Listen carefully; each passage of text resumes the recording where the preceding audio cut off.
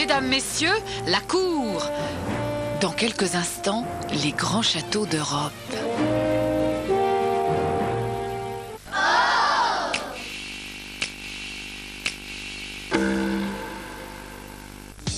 Évoquez-nous le souvenir d'un enseignant qui a marqué votre scolarité. Quand je pense à la multitude des gens qui ont permis que je sois ce que je suis, j'ai 1000 visages qui viennent à ma mémoire et avec beaucoup d'émotion, j'aime les évoquer, mais je dois dire que les 2 personnes qui ont le plus compté pour mon apprentissage, pour mon éveil au monde, eh bien c'est d'une part ma grand-mère qui a 97 ans et qui est un personnage extraordinaire, qui a un sens de la nature comme personne, qui connaît le nom de tous les arbres, de toutes les plantes, qui a énormément voyagé, qui a connu toutes sortes de civilisations, qui m'a tellement appris à voir, à regarder, qui m'a emmené dans les musées, qui m'a forcé un peu au début à aimer la peinture, qui m'a forcé à lire, alors que c'est une chose qui n'est pas toujours évidente et qu'on préfère s'amuser, rêvasser que de lire souvent.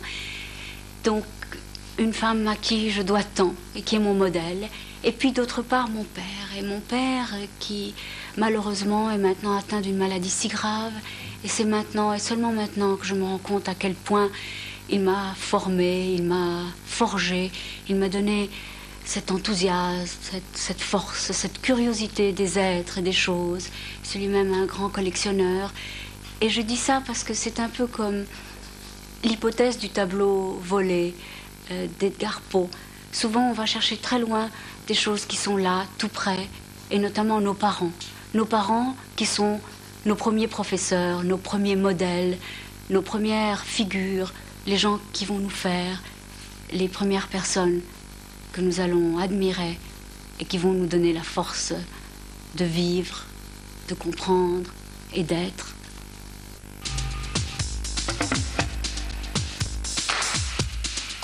Michel Polak comme invité principal? Mais c'est génial! Tu vois, ce que j'aime chez lui, c'est son côté énergique, fonceur, très cultivé. Il a complètement l'esprit du sport. Et il sera question de boxe, de tauromachie, avec Simon Casas et Jean-Philippe Lustig. C'est toujours dimanche, hein? Bien sûr, Jacqueline, à 14h30. Quel défi! L'esprit du sport, dimanche 14h30 sur la 5e.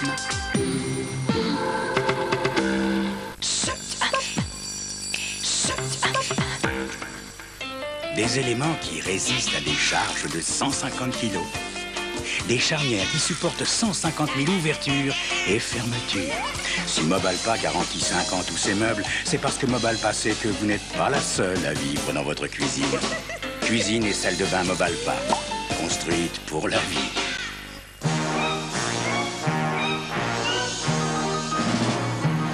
Dans les affaires internationales, une simple réunion prend parfois une tournure des plus inattendues.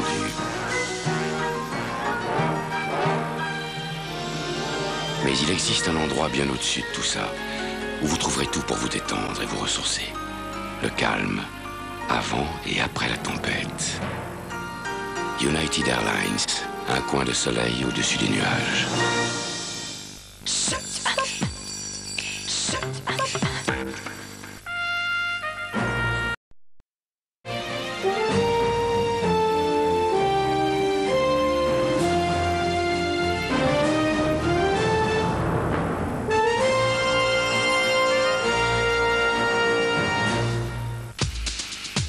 L'artiste de tous les combats.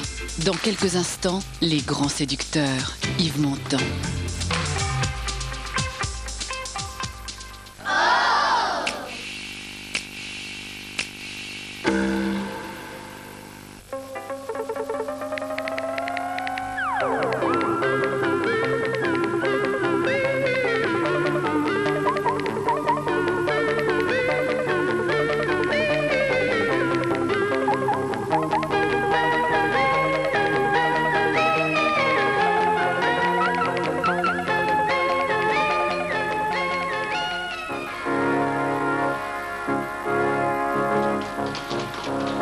C'était il y a un siècle, ou presque. Une exposition internationale s'ouvrait à Paris pour saluer l'aube des temps nouveaux. Le professeur Cosinus était là et il rêvait tout haut. Le courant, mes enfants, c'est Volta, l'Alexandre de l'électricité qui l'a conquis. Regardez-le, qui s'avance, suivi d'Ampère et de Faraday, ces géniaux explorateurs du champ électromagnétique. Champ fertile où allait éclore la prodigieuse dynamo de Zénobe-Gramme. Et voici maintenant les magiciens de la communication instantanée, du son et de la lumière. Morse, Bell, Edison. Encore un regard enfin pour le grand Maxwell qui plane sur le royaume des ondes, de ces ondes qu'Hertz a réussi à capter. Ah, dans quel monde vous allez vivre, mes enfants?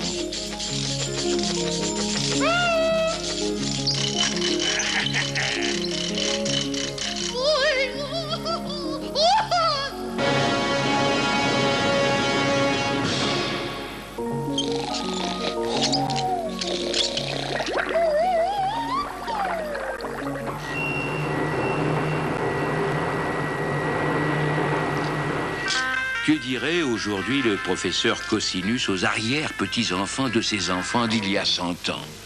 Il serait pris de vertige. Impossible de revenir en arrière.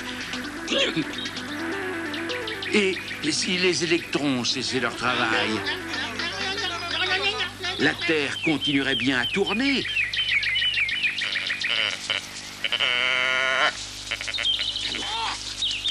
Mais l'humanité tomberait en panne.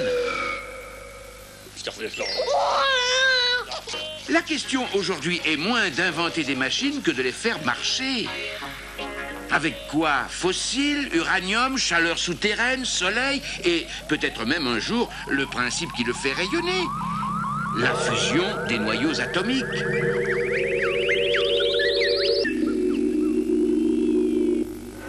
Mais pour que l'aventure des énergies ne se termine pas en roman noir,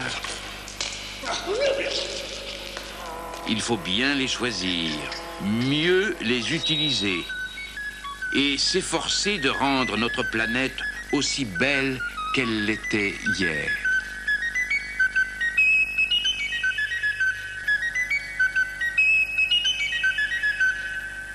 Bonjour, je m'appelle Jean-Marie. J'aime les livres et je vais vous présenter Jeu d'encre, l'hebdo du livre de la 5e. Je vais lui envoyer un mot. Ah, quand même. Je vais lui écrire ce que je n'ose lui dire. Non. Mais elle lira tout ce qu'elle a toujours rêvé d'entendre. T'es sûr qu'elle va savoir que c'est toi? Et oh mon vieux, une plume, ça ne se confond pas. Tu pourrais m'en écrire une un jour quand même. Au moins. Les tours et les détours du plaisir d'écrire. Jeu d'encre, dimanche 15h30 sur la 5e.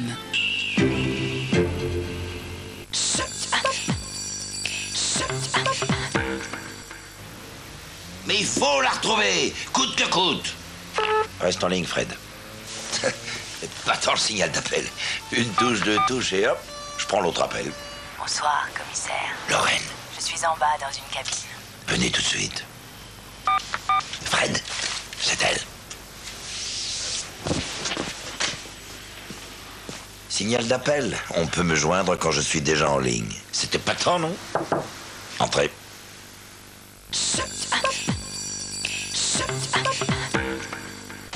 Ce que j'aurais voulu, tu vois, c'est quelqu'un qui m'apprivoise un peu, gentiment, doucement, comme on fait avec une bête sauvage, quelqu'un qui aurait essayé de faire de moi un autre homme.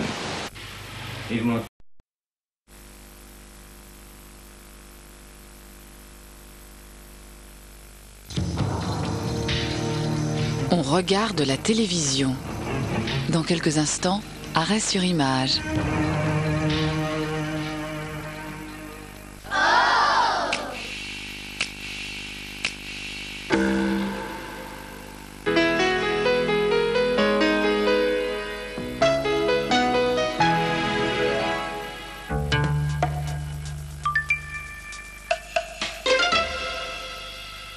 À 150 km au sud de Cuba, la Jamaïque fait partie des fameuses îles des Caraïbes.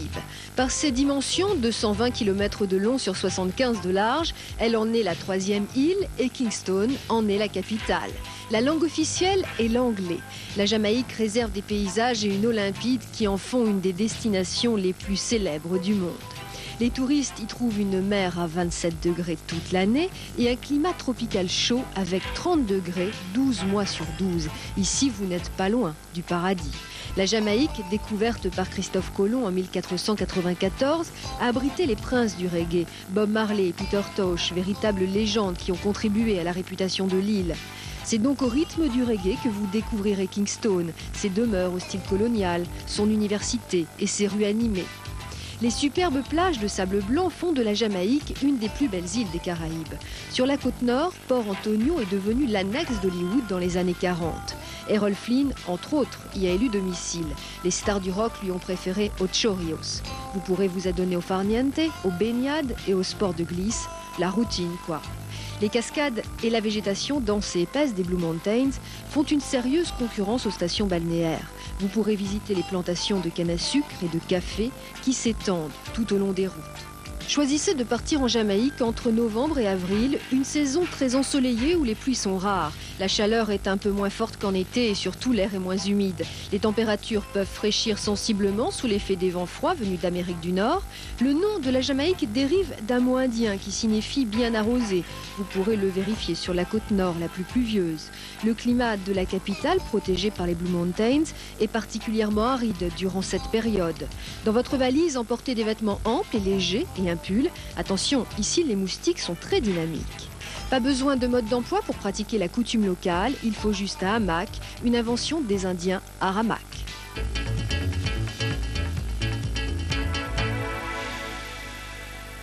Sur l'ensemble des stations, c'est un soleil généreux et un temps doux qui attendent les skieurs ce week-end. Savoie, la neige est excellente. C'est sous un ciel radieux que se déroulera ce week-end au Ménuire la 4e édition de l'Alpe Quad Trophy. Au programme, une course de côte samedi et une épreuve d'endurance dimanche sur ces petits engins motorisés que sont les quads. Haute-Savoie, attention, on annonce 5,30 m de neige à Châtel où le ski hors piste est interdit pour des raisons de sécurité. Si vous êtes en Haute-Savoie et que vous avez le sens de l'orientation, vous pourrez participer du 11 au 18 mars au raid des Portes du Soleil. Dauphiné-Isère, tempête de ciel bleu sur toute la région ce week-end. Le temps très doux rendra le ski hors piste fortement déconseillé l'après-midi à Autran, à l'Alpe d'Huez et aux Deux-Alpes. Alpes du Sud, les conditions d'enneigement sont optimales. Vous pourrez participer dimanche à un concours de sculpture sur neige à Serre-Chevalier ou assister au Grand Prix de vitesse de l'Hérault à Vars. Pyrénées, le soleil sera au rendez-vous samedi après-midi à Font-Romeu pour le carnaval. À cette occasion, les enfants défileront vêtus en costume catalan et montagnard. Massif central, encore suffisamment de neige pour skier ce week-end sous un beau soleil printanier. Vosges, la totalité du domaine skiable est encore ouvert. Marc Stein, Gérard May et le Bonhomme proposent aux fondeurs entre 40 et 50 km de randonnée. Jura, pas l'ombre d'un nuage ce week-end et suffisamment de neige pour le Grand Prix des Rousses et la Coupe de snowboard à Métabief Mont d'Or. Bon ski, profitez bien du soleil.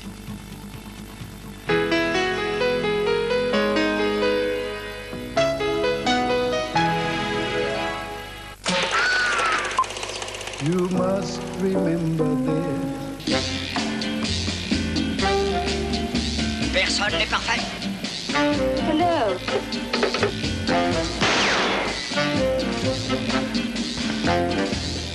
You know what? Ah, c'est un Moi, je serais caméraman sur la Lune ou en province, que la province soit Perpignan ou Vénus. Je commence seulement, alors je raconte gentiment, c'est un conseil. La 5e Fête le cinéma, mercredi 15 mars. Coupez!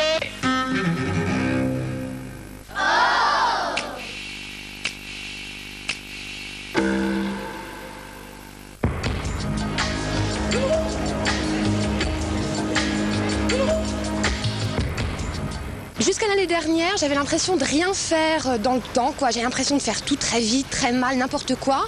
Et tellement c'était ça, et tellement je le vivais mal, que j'ai fini par tout larguer pour me dire maintenant je prends le temps de vivre. Donc j'ai quitté mon mari, j'ai quitté mon travail, j'ai tout quitté. Je suis partie avec mes 2 enfants en Guadeloupe, sur une île, en me disant là je vais avoir le temps. Et en fait, c'était pas du tout ça. C'était pas du tout ce qui... C'était pas ça, c'était une fausse question, un faux problème. La réalité, et ça je l'ai compris parce que j'ai vraiment tout perdu, la réalité c'est que ce qui est important, c'est quoi qu'on fasse, quoi qu'on vive, il faut y être, quoi. Il faut pas se dire je pourrais faire ça ou je pourrais faire ça à la place de ça. Il y a énormément d'étudiants à l'heure actuelle qui ne peuvent pas y rentrer ou qui ne sont pas rentrés dans les sections qu'ils voulaient. Et je trouve ça un peu honteux, surtout à l'heure actuelle, alors que ça fait 20 ans qu'ils savent qu'on va être très nombreux à rentrer en fac et on n'a rien fait, quoi. Que ce soit tous les gouvernements de droite, de gauche, je trouve que même les profs et les doyens et les directeurs de fac font rien du tout et je trouve ça assez révoltant, quoi. Ce qui me chiffonne et qui me laisse un petit peu perplexe, c'est d'aller prendre mon métro, de voir beaucoup de gens très démunis, tout ce qu'on appelle ces SDF, des noms qui sont très banalisés aujourd'hui. C'est ça, on est très très impuissant à voir ce genre de spectacle tous les matins, que ce soit des jeunes ou des moins jeunes. Voilà ce que je voulais dire.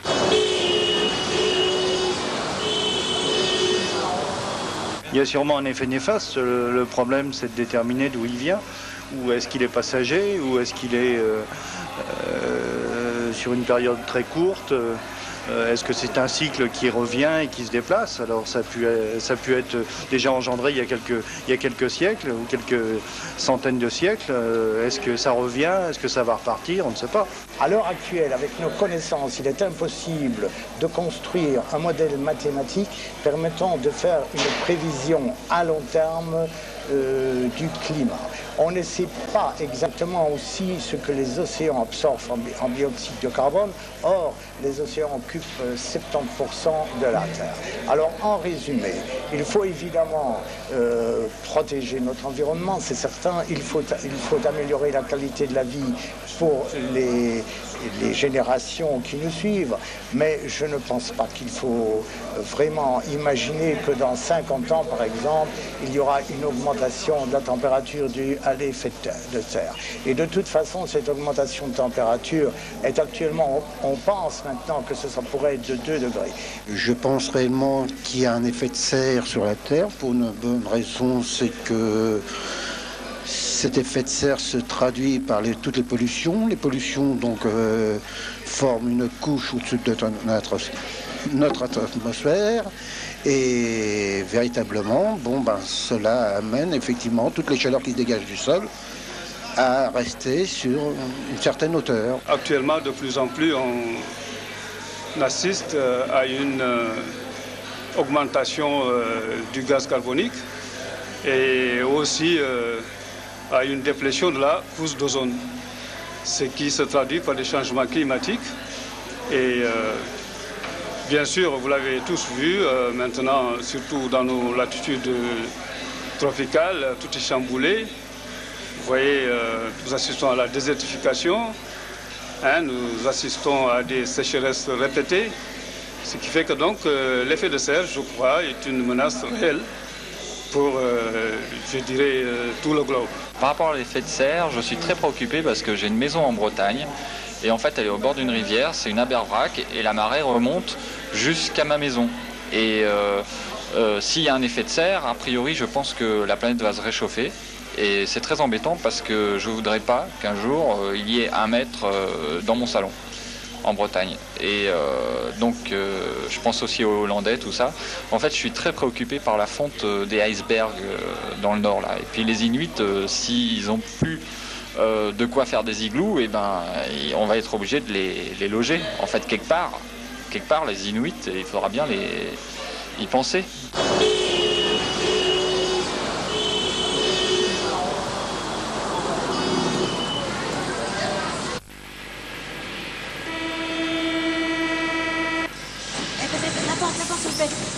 Merci bien.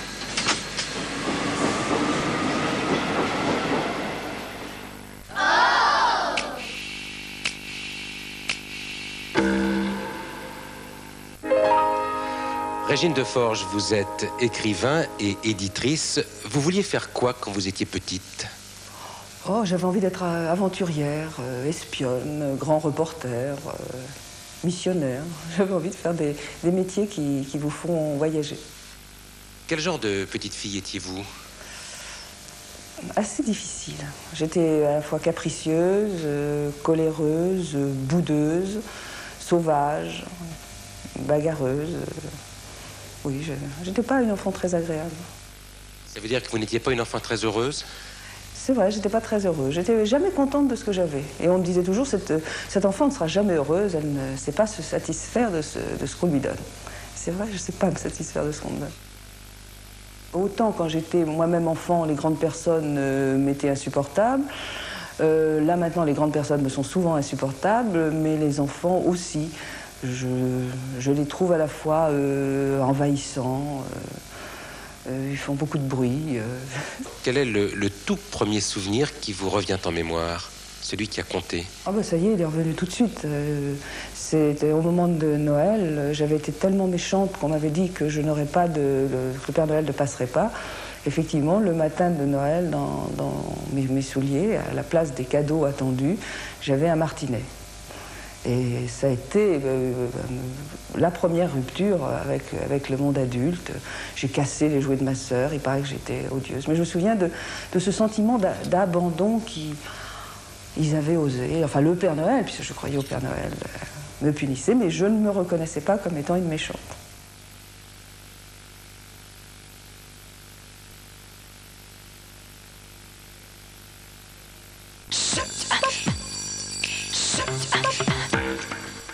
Comme tout le monde, vous pensez qu'un monospace coûte cher. À votre avis, combien coûte la Nissan Serena Diesel? 140 000 francs?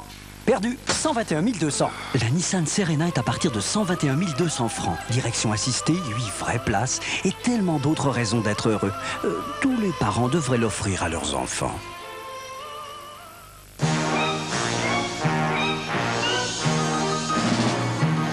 Dans les affaires internationales, une simple réunion prend parfois une tournure des plus inattendues.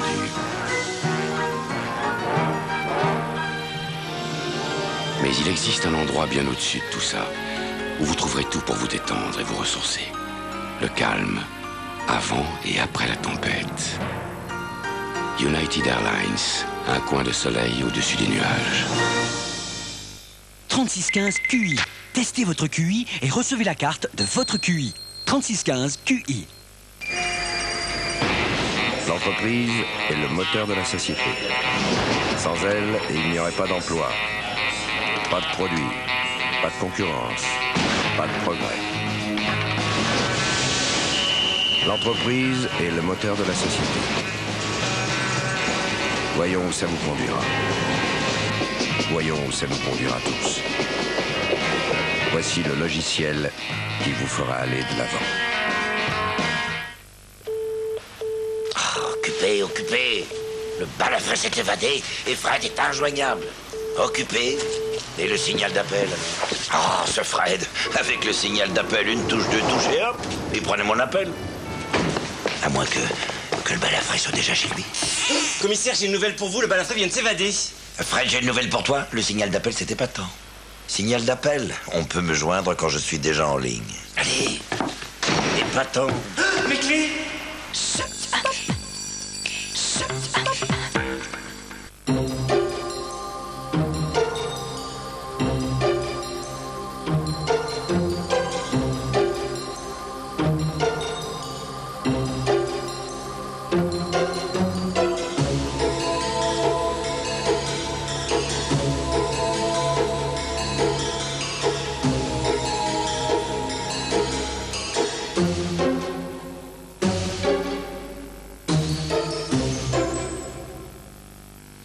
Bonsoir, bienvenue à Arrêt sur Image, l'émission de télévision qui va tenter de vous apprendre à mieux lire la télévision. Bonsoir, parler ou bien se taire, se défendre ou bien laisser faire, dilemme d'un homme politique confronté aux affaires.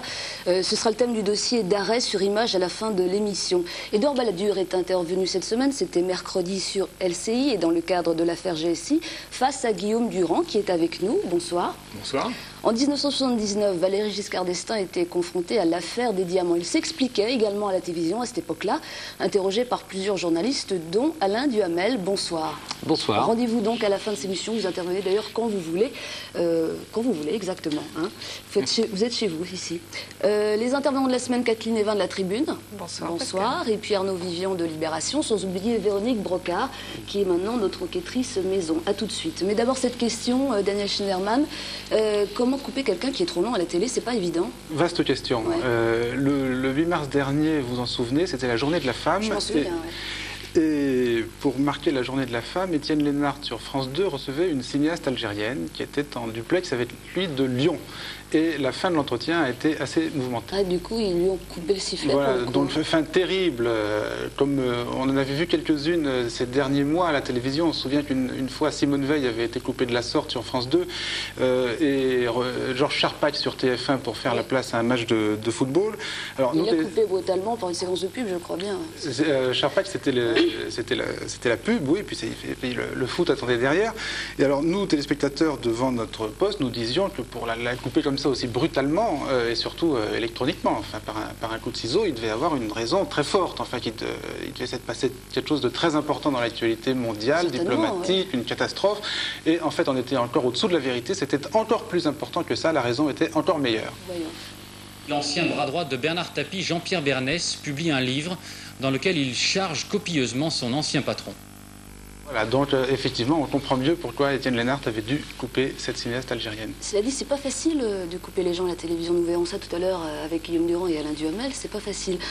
Quand on passe à la télévision, donc, faut mettre toutes les chances de son côté. C'est ce qu'a très bien compris Monseigneur Gaillot, évêque décidément catholique. Oui, qui ne s'est jamais fait couper, lui, et qui ne risquait pas de le faire la semaine dernière, puisqu'on s'en souvient, une bonne nouvelle est arrivée pour lui à la fin de la semaine dernière. Une délégation des évêques de France est rentrée de Rome en disant que le pape était prêt à le recevoir. Et le soir même, Monseigneur Gaillot est apparu en direct sur les 3 chaînes à quelques minutes d'intervalle, d'abord sur France 3, puis sur la 1 et sur la 2. On va le voir. Monseigneur Gaillot est en direct avec nous d'Évreux. Bonsoir, merci d'être avec nous. Alors, Monseigneur Gaillot, vous êtes avec nous en direct d'Évreux. Est-ce que d'abord vous pouvez nous dire si vous comptez aller à Rome? L'ancien évêque d'Évreux, qui est en direct avec nous depuis Évreux. Bonsoir. Bonsoir. Alors là encore, on s'est tous posé la question. Véronique Brocard, d'abord matériellement, comment ça s'est passé? Comment il a pu être à quelques minutes d'intervalle sur les 3 chaînes? Alors, bon, donc ça c'est le journal du 20h de samedi soir. Donc, ce qui se passe, c'est que donc, samedi matin, les chaînes savent que Monseigneur Gaillot va être reçu à Rome. Voilà, à condition qu'il en fasse la demande. Donc, on cherche Monseigneur Gaillot. TF1 apprend qu'il revient de Cahors, donc TF1 mieux informé que la concurrence. Peut-être. En tous les cas, ils postent 2 équipes de journalistes à la sortie des trains, et en fait, pas de Monseigneur Gaillot. Aïe, aïe, aïe, aïe, aïe. Monseigneur Gaillot n'est pas là, c'est un peu embêtant, l'heure tourne, le temps, etc. Donc, en fait, ils apprennent que Monseigneur Gaillot est à Évreux. Ah bah, oui. Donc, tout le monde va à Évreux. Et là, ils se disent, bon, on va faire le direct. Les autres chaînes arrivent ayant découvert que Monseigneur Gaillot était à Évreux. Donc, tout le monde est sur le coup. Comment faire pour faire un direct avec la concurrence des 3, etc. On sait que faire un direct, c'est compliqué, il faut des camions, c'est tout un matériel, c'est cher, c'est lourd, etc.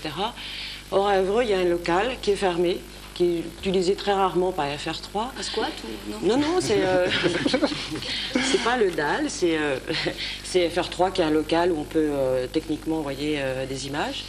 Donc ils se disent, on va aller utiliser ce local. Il est 5h du soir, le samedi, pas de clé. Aïe. Pas de clé, catastrophe. Donc tout le monde se met à chercher, toutes les équipes télé se mettent à chercher la clé, pas la clé, oui. Bon, hein. Finalement, ils découvrent que le porteur de la clé est à Rouen, donc ils envoient un motard qui arrive en catastrophe à 19h, et toutes les chaînes se disent, bon, d'accord, on va faire du même local, ça coûtera moins cher puisqu'on partagera les frais, et de toute façon, vu l'exigence du direct et de l'actualité, on ne peut pas... Il y a un accord des 3 chaînes alors? Il y a un accord des 3 chaînes par, disons, circonstances géographiques. C'est écuménique, oui. Et voilà. Et donc, c'est pour ça qu'on a eu, alors à FR3 à 19h37, Monseigneur Gaillot, à TF1 à 20h08, Et à France 2, 20h23. C'était mieux réglé qu'une arrivée ferroviaire. Hein. C'était mieux réglé, oui. Enfin, c'est pas en direct. Il a dit quelque chose de différent. Eh bien, alors on va voir justement. Elle est formidable. On va voir. Les chaînes s'entendent bien, on en a. Alors les chaînes s'entendent bien, c'était extraordinaire. Alors pour ceux de nos téléspectateurs qui auraient pu quand même manquer Monseigneur Gaillot, parce qu'il y en avait peut-être qui n'étaient à l'écoute ni de la 1, ni de la 2, ni de la 3, notre monteur François Labat a préparé un petit montage un peu facétieux de ces 3 interviews successives.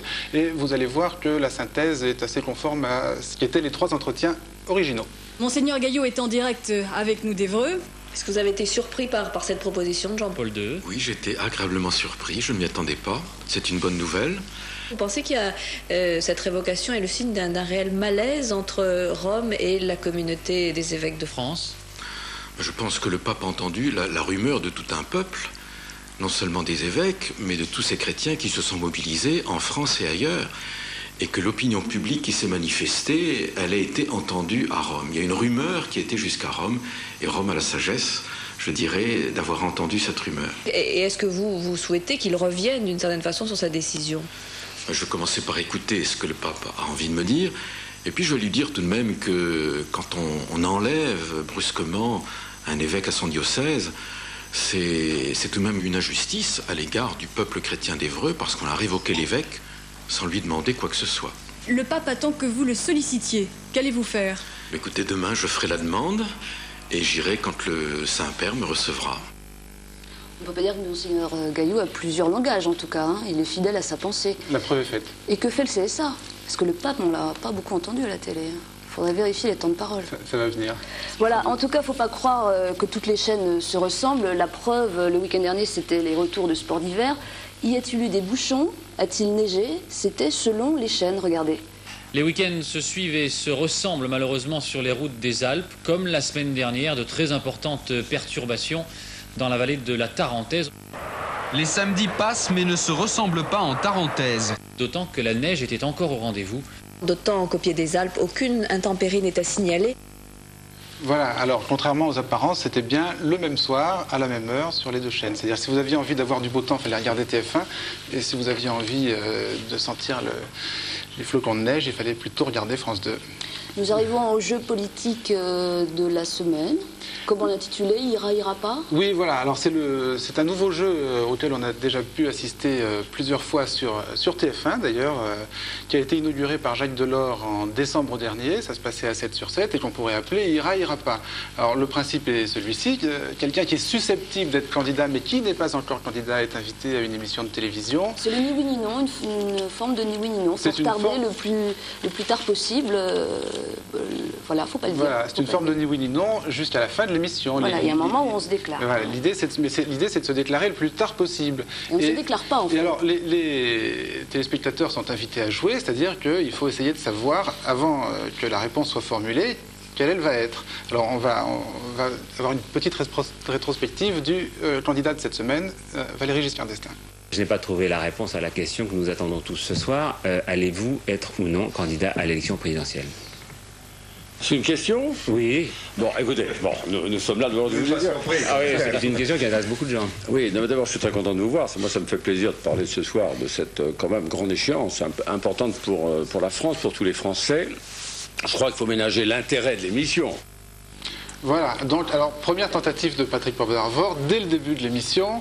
Alain Duhamel, vous qui êtes un spécialiste éminent de la politique, vous le regardiez, j'imagine. Ah oui, absolument, comme j'avais regardé Barre la veille. Voilà. Est-ce que vous aviez la réponse, là? Ah oui. Enfin, oui. Je pensais, en tout cas, je l'avais dit à Europe le matin, donc c'est que je le pensais. Ah bon? Non, mais vous aviez vos propres renseignements. Alors voilà, c'est ça. Un léger avantage sur le téléspectateur moyen. Alors, deuxième tentative de Patrick Poivre d'Arvor, quelques minutes plus tard. Il est presque 9h moins le quart, là. Vous pouvez nous dire maintenant, vous y allez ou vous y allez pas? On saura s'il y aura un Premier ministre ou pas. Non, je réponds d'abord à la question du Premier ministre, puis je réponds tout de suite après. 1 minute, ça vous va? Voilà, encore 1 minute. Arnaud Vivian, vous la regardiez? Oui, mais en fait, on le savait dès le départ, et pour une bonne raison, c'est qu'il était tellement cool, Valéry Giscard d'Estaing. On ne peut même pas dire décontracté, c'était même pas le mot qui convient. Je dis pas cool pour faire le jeune, c'est l'adjectif qui convenait là à Giscard d'Estaing. Il était super cool, quoi. Ouais. On savait qu'il n'y allait pas, parce qu'il serait allé, il n'aurait jamais été comme ça. Il était délivré d'avance. Ben, moi, je vais vous avouer, j'ai douté. Hein. J'ai douté. Là, par exemple, à l'instant que l'on vient de voir, je doutais encore, et à la séquence suivante, est-ce qu'on a été plus éclairé? On va le voir. Lequel prendriez-vous? Personnellement, Oui. Alain Juppé. Donc vous êtes candidat à l'élection présidentielle? Alors vous dites, prendriez-vous? J'y viens. D'accord. Alors, est-ce que vous êtes candidat? Voilà, non, je vais vous répondre. Et c'est pas une réponse facile. Alors, on brûle Kathleen Evin quand vous l'entendez dire qu'il prendrait Alain Juppé comme Premier ministre. Là, qu'est-ce que vous Moi, dites je ne marchais plus parce que j'avais marché avec Delors. Ah oui, on m'a oui, fait oui, une fois, mais on ne me le fait pas deux fois. Alors là, il y est allé, j'ai dit non, il ne sera pas candidat. Puisqu'il y va et qu'il refuse de répondre tout de suite, c'est qu'il ne sera pas candidat. Ah ben bravo, mais vous êtes tous une clairvoyance politique, tout ça. Ah non, mais Delors, ça m'a coûté 3 dîners. C'est extraordinaire. Enfin, Alain Duhamel avait des informations, mais alors tous les autres... Alors, on progresse encore un peu. Et je constate, avec tristesse, mais je constate que ces thèmes ne rencontrent pas d'écho. Alors là, moi, je dois dire, je vais apparaître comme la lanterne rouge, là, mais ce n'est qu'avec tristesse que j'ai compris, moi. Et vous, Guillaume Durand, vous aviez... Moi, je me suis laissé un peu prendre comme vous, tout en sachant qu'effectivement, s'il était venu pour dire qu'il était candidat à la présidence de la République, il aurait lâché le morceau d'entrée, après il aurait commencé à haranguer les foules et exposer son programme. Là, ce qui est amusant, c'est la coquetterie et c'est effectivement l'extraordinaire décontraction. Et le talent. À la limite, bon, le talent, ça c'est pour Alain, mais on a un peu l'impression... C'est vrai. Non, mais c'est un fan ancien qui parle. Non. Mais non, on va le voir tout à l'heure. On va rappeler l'histoire ancienne. C'est extraordinaire la manière dont finalement il a cassé le moule de l'émission politique hiératique où on dit j'ai réfléchi. Delors avait fait exactement la même chose avant lui. Mais avec plus de pathos, Delors. Plus personne ne peut y arriver, c'est impossible. Plus de temps. Plus de poids sur les épaules aussi. Alors attendez, on va quand même... Simplement d'un mot, ce qui me frappe, c'est que aussi bien Delors que Barre, que Giscard, 3 fois, 3 émissions, ils disent non, ça leur donne énormément de talent. Attendez, Giscard n'a pas encore dit non, on va peut-être le laisser se déclarer. Voilà, je me répète, je l'avais dit le matin, alors... bon. Voyons, nous continuons. Va-t-il le dire enfin? Et dans ces conditions, pourquoi irais-je ajouter à la confusion actuelle? Pour défendre des idées qui ne rencontrent pas d'écho. Voilà, on n'a jamais été si près, mais on n'y est pas encore. Il faut encore attendre une seconde. Et c'est la raison pour laquelle je ne me présente pas à l'élection présidentielle. Voilà, vous pouvez parler maintenant, Alain.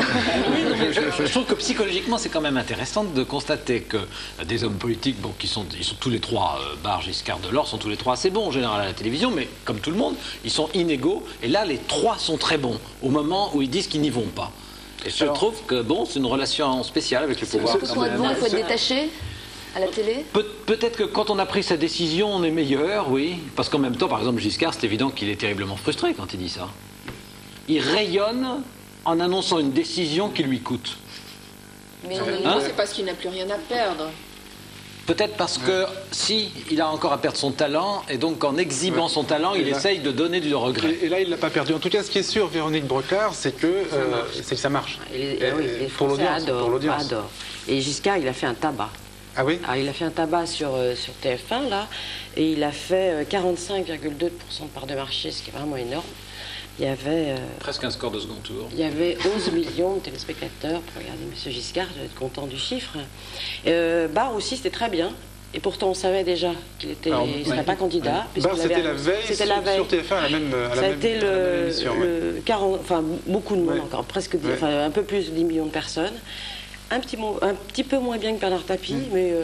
Alors, ce qu'il faut dire, c'est que cette émission sur TF1, là, c'est très rusé, le dispositif. C'est très efficace, ce que fait TF1. C'est-à-dire qu'ils commencent l'émission qui dure entre 20 minutes et une demi-heure, selon. C'est très mobile, en plus, ils peuvent la mettre quand ils veulent. Ils coupent un peu la fin du journal. Donc, ils commencent il n'y a pas de rupture. Et ils enchaînent et ils récupèrent tous les téléspectateurs de France 2 qui zappent dès qu'ils voient la pub, la fin du jour de leur journal, et qui zappent. Ce qui fait qu'en fait, ils ont le plein tout le temps. Ils ont le plein tout le temps, voire mieux. Pour que Balladur remonte dans les sondages, il faut qu'il aille annoncer sur TF1 qu'il n'est pas candidat. À ce moment-là, 60%. Kathleen Evin, votre regard, votre clin d'œil de la semaine, ou comment Jacques Chirac a trouvé un support relativement étonnant? Mais oui, parce que dans ce trop-plein de la campagne, il y avait quand même un grand absent, c'était François Mitterrand. Et on se disait, mais pour qui François Mitterrand vote-t-il? Alors il est monté sur le mont Sinaï, sûrement pour consulter les oracles. Il est redescendu et il n'a rien dit. Mais en ne disant rien, ça en disait beaucoup. Il a fait pire. Que quelques semaines auparavant, on avait eu une première alerte. C'était à l'heure de vérité, on va voir. Oui. Vous trouvez normal que le Conseil constitutionnel impose des principes républicains qui vont au-dessus du vote des citoyens? Voilà, première Signalé, alerte, et je pense que c'est le moment de dire jamais 2 Mitterrand sans 3. Oui, en faisant les fonds de tiroir, on en trouve un autre. Beaucoup de personnalités qui avaient voté pour François Mitterrand et qui aujourd'hui ne se retrouvent pas nécessairement dans le candidat du Parti socialiste. Jean-Gabriel, le frère de Frédéric Mitterrand, donc neveu de Alors François Mitterrand. il y a des Mitterrand qui ont choisi Chirac. Mais effectivement, on s'en doutait un petit peu parce qu'au moment de la présentation des vœux à l'Élysée, il y avait eu déjà des apartés assez remarqués entre le chef de l'État et Jacques Chirac, très amicaux, ostensibles, mais manifestement on n'avait pas fait assez attention. Donc là, on a l'impression qu'il y a un petit retour d'affection. En fait, comme si François Mitterrand préférait toujours les gens qu'il avait totalement écrasés à ceux qui étaient encore menaçants. Alors, ce qu'il faut dire quand même, ce qu'il faut signaler à Jacques Chirac, c'est qu'il reste des Mitterrand disponibles. Hein. Le chef de l'État a encore des frères et des sœurs, et je pense qu'il doit y avoir une série de neveux et de nièces. Oui, il y en a bien une demi-douzaine voilà, encore, à mon avis, qui pourront qui sont mais encore, qui n'engagent en rien mais bien sûr. le chef de l'État. Tout le monde l'aura bien compris. Personne n'a imaginé le... On n'est pas responsable de sa famille. Personne n'a imaginé le contraire. Et puis, oui, il y a certains tontons maniaques, ceux qu'on appelait maintenant, il faut dire les tontons maniaques, qui ont également cette semaine rallié Jacques Chirac de manière très visible. Voyons donc. Je ne suis pas le seul de ceux qui ont de l'admiration et de l'estime pour le président Mitterrand, qui pensent que Jacques Chirac peut être un successeur positif. Moi j'aime beaucoup Pierre Berger et j'aime beaucoup Frédéric Mitterrand. Et comment vous expliquez qu'ils aient un penchant aujourd'hui pour Jacques Chirac? Mais je ne sais pas du tout, je ne sais pas. C'est qui où il habite, hein, le pauvre Pascal Sevran, il était dépassé par les C'est vraiment événements. le meilleur. Hein. Alors tout ça se passait au Bouffe du Nord dans cette semaine où Jacques Chirac réunissait les intellectuels. Les Bouffe du Nord avec les intellectuels. Les intellectuels, voilà. Arnaud Vivian, nous arrivons à votre regard de la semaine. C'est l'histoire d'une façade qui d'un seul coup devient humaine et de manière fort curieuse. Ouais. En fait, c'est mon copain de la semaine. Je crois qu'on regarde la télé pour se faire des copains, parfois aussi pour se faire des ennemis. Et là, j'ai découvert que j'avais un copain, ou peut-être une copine, je ne sais pas exactement, chez GSI. C'est pas identifié encore. Non, c'est pas vraiment identifié. Et c'est chez GSI où je ne connais absolument personne, mais quelqu'un a fait quelque chose de formidable. C'est-à-dire la télévision est allée filmer GSI, qui a dû certainement leur dire vous ne rentrez pas, vous ne filmez pas. Donc la télévision a filmé la façade et il s'est passé ceci. Voilà. Voilà, alors, ça c'est votre copain, alors, oui, moi j'adore ça, j'adore cette réaction. Je ne sais pas pourquoi il y avait ça, c'est peut-être, je sais pas, c'est soit peut-être un jospiniste ou un chiracien, je ne sais pas, enfin quelqu'un qui voulait dire qu'il y avait de la vie, en tout cas chez GSI, qui était contre la politique d'enfermement de la boîte. Mais la séquence me rappelle deux choses. D'abord, quand on filme les prisons, c'est toujours pareil, quand il y a en général une émeute dans les prisons, des choses comme ça, il y a toujours un prisonnier qui sort sa main, plusieurs barreaux, ou plusieurs. On ne les voit évidemment jamais. Et là, il y a un petit peu de ça dans l'image. Et puis d'autre part, je ne sais pas si vous vous rappelez, autrefois, parce que plus personne ne le fait, lorsqu'on interviewait une star comme ça dans la foule, il y avait toujours des gens derrière qui faisaient un coucou à leur famille. Ça se fait plus, les gens se disent, oh, ça doit être ringard maintenant. Et surtout, ce qu'on voit, c'est que pourtant, c'était de la vraie transmission, ça. Et eux, au moins, ils faisaient passer un message. Souvent, les stars qui étaient interviewées disaient langue de bois, etc. On comprenait pas, ils faisaient juste de la représentation. Mais les gens qui faisaient coucou à leur famille, il y avait un vrai message, une vraie volonté de la transmission. On voit bien que la télévision maintenant, c'est plus qu'un appareil de représentation. Et là, sur cette image de la main, c'est encore un appareil de transmission de messages, quoi. Et je trouve ça formidable. Alors, ce qu'on remarque aussi, c'est que le porteur de la main est solitaire. Hein. Oui, le pauvre, il est seul. J'espère qu'il n'aura pas d'ennui à cause de moi, mais bravo. C'est peut-être l'ancien secrétaire de Balladur. Alors peut-être, ou c'est peut-être la personne qui a envoyé les informations au Canard enchaîné. On demandera peut-être à Claude Roire tout à l'heure s'il reconnaît la main. Hein, En tout cas, Arnaud Vivian, vous saluerez votre ami de notre part, ouais. Et puis on aura peut-être des nouvelles. Nous arrivons à Classe Télé, ce sont des collégiens de Mantes-la-Jolie en région parisienne qui ont regardé la télévision cette semaine. Oui, de Mantes-la-Jolie et du quartier difficile du Val-Fouré. Donc ce sont des collégiens de 4e du collège André Chénier qui se sont penchés sur deux génériques de feuilletons pour les jeunes, comme on dit, les deux étant des feuilletons de France 2. Alors il y a Cooper et nous qui est un feuilleton américain et il y a Seconde B qui est un feuilleton bien français et nos collégiens de Mantes ont regardé ces deux feuilletons. Classe Télé. On va essayer de comparer un petit peu ce qui ressort de ces deux génériques.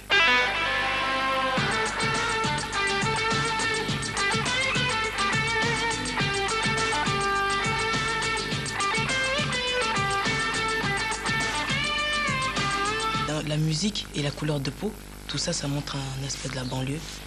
Et des collégiens, des lycéens, disons, des banlieues, tout ça. Les acteurs, plutôt des émissions. Eux aussi, ils disent qu'ils sont en seconde, mais ils ont des têtes, on dirait, ils ont 25 ans.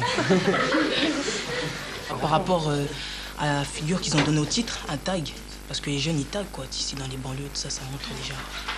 Ça s'adresse plutôt aux jeunes, quoi. Ils montent les tags et tout, c'est fini l'époque des tags, c'était avant ça. C'est vrai.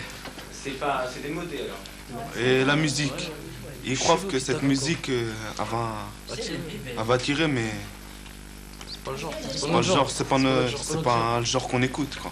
Et là, je crois qu'il y a un hic. Où est passé mon générique?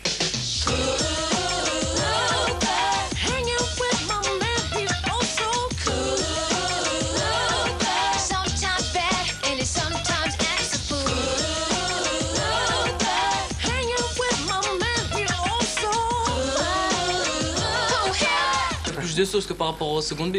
Seconde B, c'est un fond blanc et gris, et tandis que là, on voit un panier de basket, on voit. C'est mieux, quoi. Il y a plus de couleurs, c'est plus vivant. Voilà.